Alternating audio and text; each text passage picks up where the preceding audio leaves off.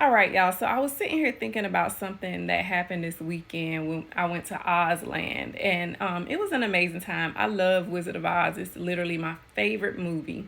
But we were sitting watching part of the performance, and these ladies came in front of us, stood directly in front of us, so they were like blocking our view. And this was part of the performance that I really didn't care for. So I didn't say anything, and I kind of was, irritated, but I was like, you know what, I'm not going to say anything right now. But literally a few minutes later, they went over to the house, and we all had to flip around. We all had to turn around. And like God literally worked it out in my favor. He turned it around in my favor.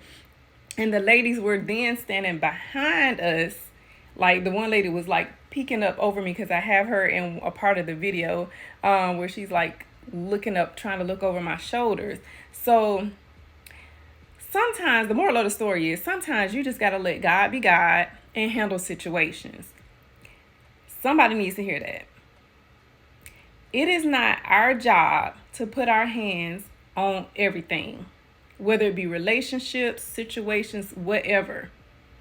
In 43 years of my life, I have never, ever been able to change anyone.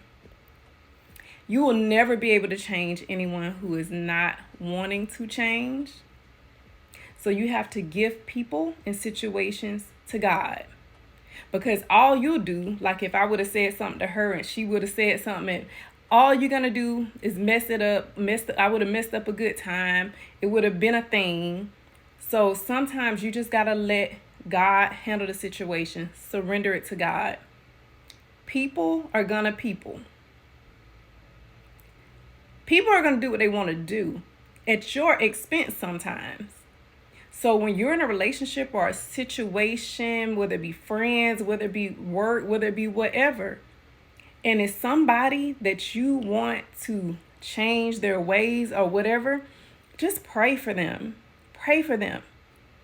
Because worst case scenario, if they don't want to change, God will take them out of your life. It's so many people that I had in my life that were users, that really didn't like me, that were jealous, that were whatever, that I prayed for them. And I didn't have to do anything. I didn't have to end no friendships. I didn't have to get no closure. God made it to where eventually they just weren't in my life anymore. I'm telling you, surrender people to God. You will never, ever be able to change anyone. People may change for a little while just to make you feel good, just to get you back in a good space with them.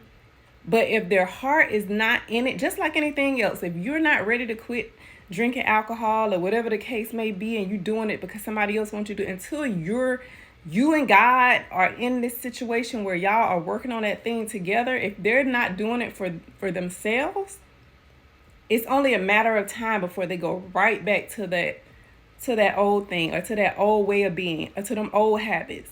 You got to let people. But you set your boundaries and let people know what you will and will not tolerate in your life. That's all you can do. Set up boundaries and pray for people. That's it.